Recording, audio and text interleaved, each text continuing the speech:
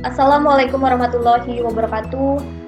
Hai everyone, kembali lagi bersama saya Metri Mariana. Di video kali ini saya masih membahas mengenai akuntansi. Nah, untuk materi yang akan saya bahas yaitu mengenai sistem informasi akuntansi.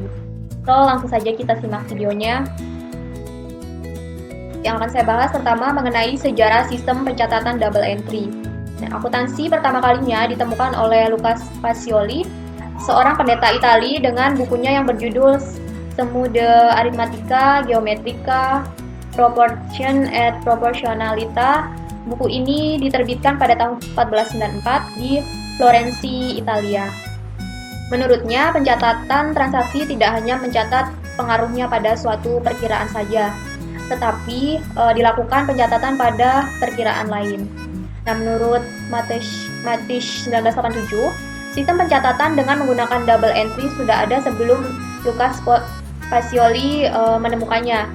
Dalam buku Lucas Pacioli sendiri menyatakan bahwa yang ditulis tentang sistem pencatatan double entry adalah berdasarkan pada metode yang telah ada digunakan di versi Italia. Jadi sejak lama sudah ada dan berkembang. Selanjutnya mengenai saldo normal akun. Nah, dalam persamaan dasar akuntansi adalah aset sama dengan liabilitas ditambah equity. Nah, rumus persamaan dasar akuntansi ini sifatnya baku atau mutlak, di mana liabilitas harus ditempatkan terlebih dahulu sebelum equity. Kenapa? Hal ini mengandung makna bahwa kreditor memiliki hak yang pertama atas kekayaan perusahaan. Setelah itu sisanya aset yang masih ada barulah merupakan hak pemilik modal atau pemegang saham.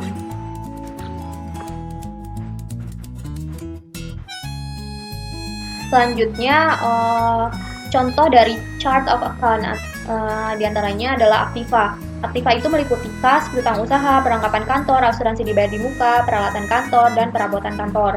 Yang kedua mengenai kewajiban. Nah, kewajiban ini meliputi utang dan sewa diterima di muka. Yang ketiga itu ekuitas pemilik, meliputi modal dan price.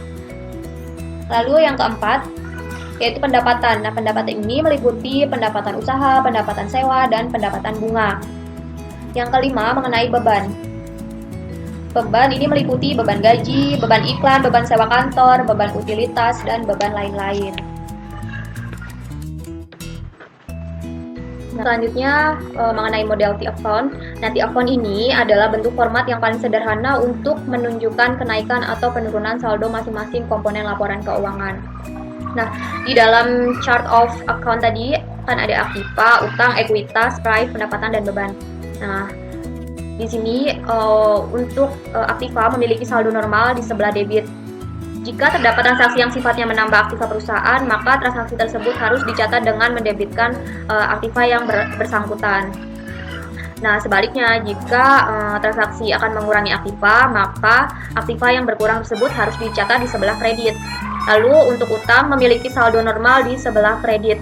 Jadi, jika terjadi transaksi yang sifatnya menambah jumlah kewajiban perusahaan, maka transaksi tersebut harus dicatat dengan mengkreditkan utang di sebelah kredit.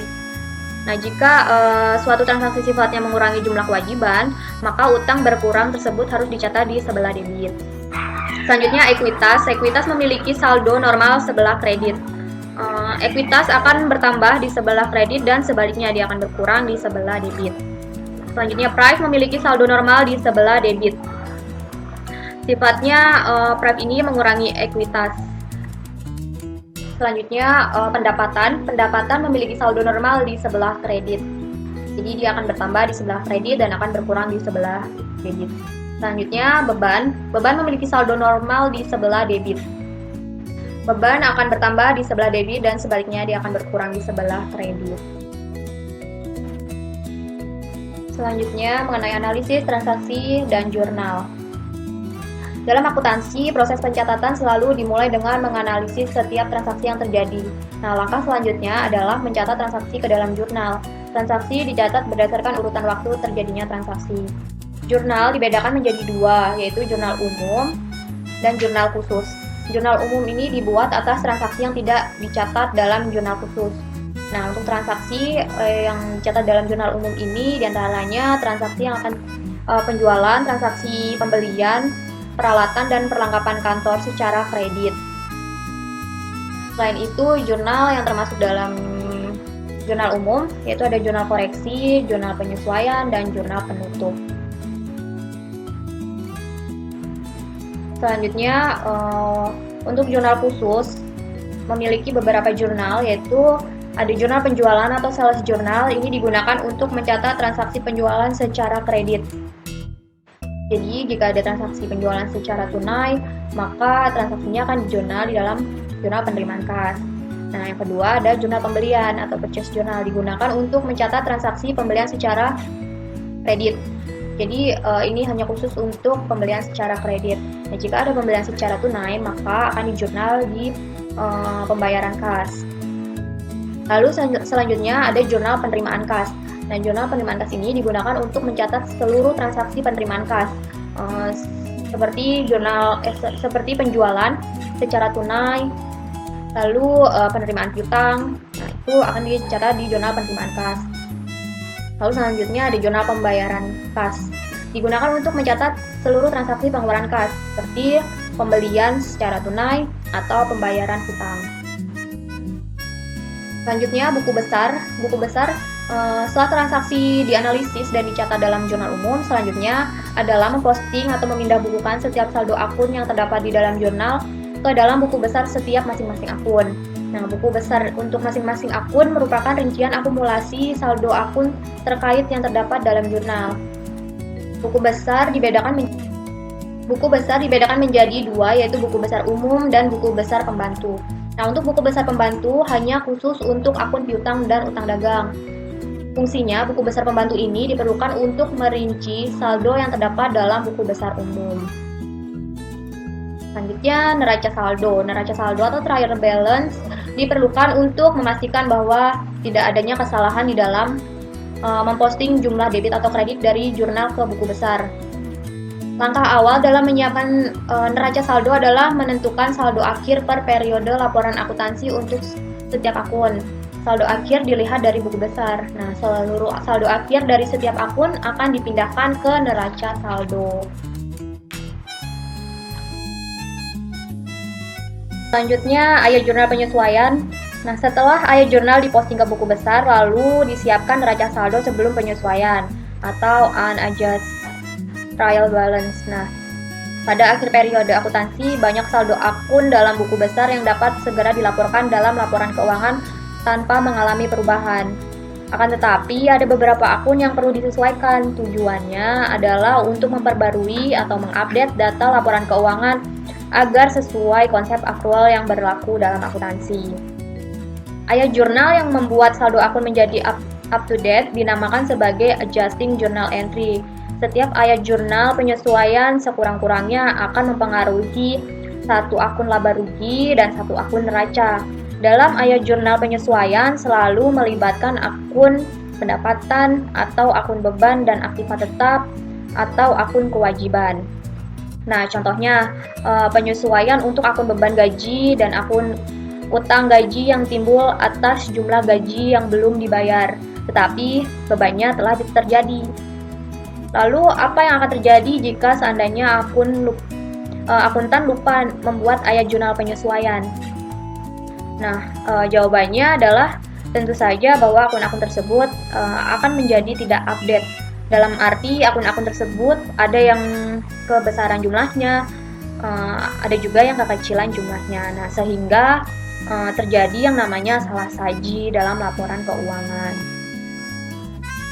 Nah, untuk ayat jurnal penyesuaian ini ada 6 item yang memerlukan penyesuaian, yaitu yang pertama accurate expense atau accurate liabilities.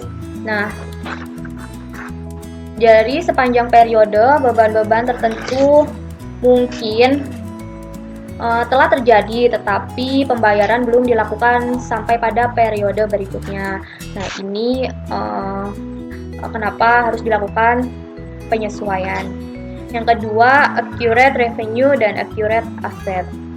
Jadi sepanjang periode ini kemungkinan pendapatan tertentu itu telah terjadi, tetapi penagihan kas belum dilakukan sampai dengan periode berikutnya. Lalu yang ketiga, different expense atau referred expense.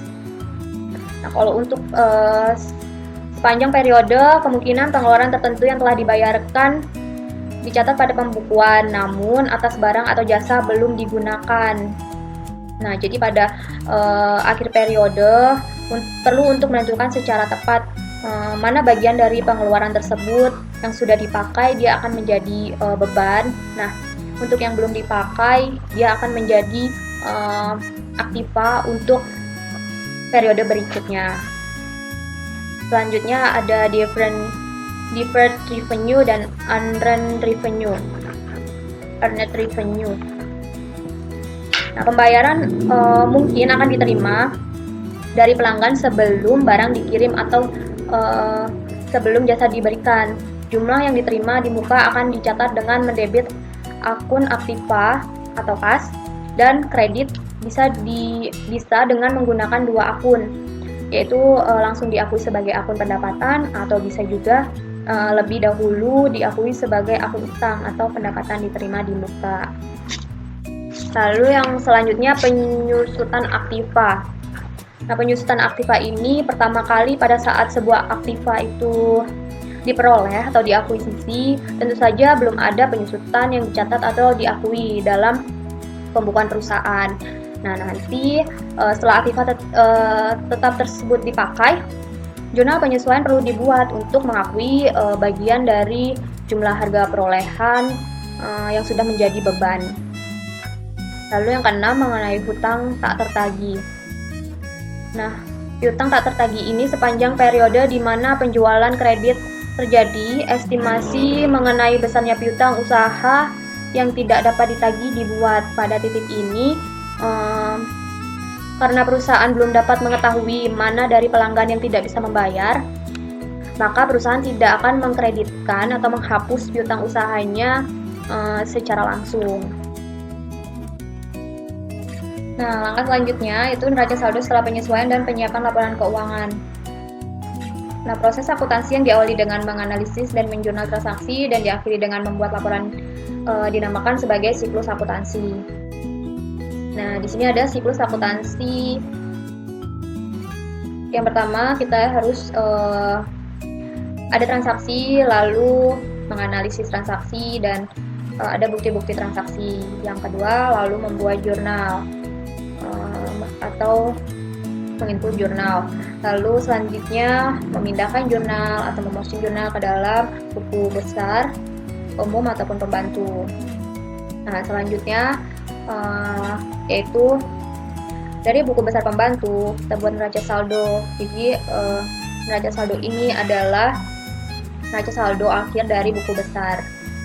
Lalu selanjutnya jurnal penyesuaian. Dilakukan jurnal penyesuaian. Setelah itu membuat lagi neraca saldo tetapi yang sudah disesuaikan. Nah, selanjutnya membuat laporan keuangan. Laporan keuangan itu meliputi laba rugi, laporan laba ditahan, neraca, laporan arus kas. Nah, untuk neraca lajur ini sebenarnya opsional, bisa digunakan atau bisa tidak, tergantung dari kebutuhan perusahaan itu sendiri. Nah, selanjutnya ada penutupan. Lakukan jurnal penutupan, setelah itu dilakukan neraca saldo setelah penutupan, selanjutnya melakukan jurnal kembali. Itu adalah siklus akuntansi. Selanjutnya penggunaan neraca lajur. Nah, neraca lajur atau worksheet ini berupa neraca untuk mengumpulkan dan meringkas data-data yang dibutuhkan dalam rangka menyimpan laporan keuangan.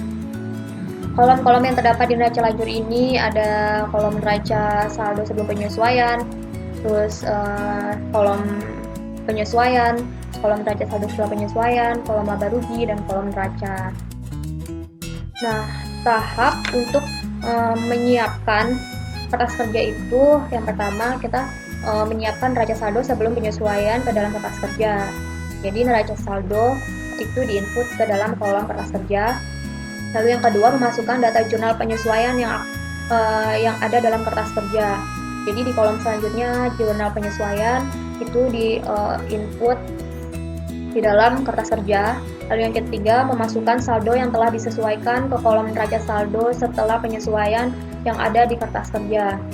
Jadi neraca saldo ini yang sebelum penyesuaian dikurangi dengan penyesuaian. Nah itu akan menjadi neraca saldo setelah disesuaikan. Nah, selanjutnya, aku memindahkan setiap saldo akun yang ada di kolom neraca saldo setelah penyesuaian di kolom laba rugi.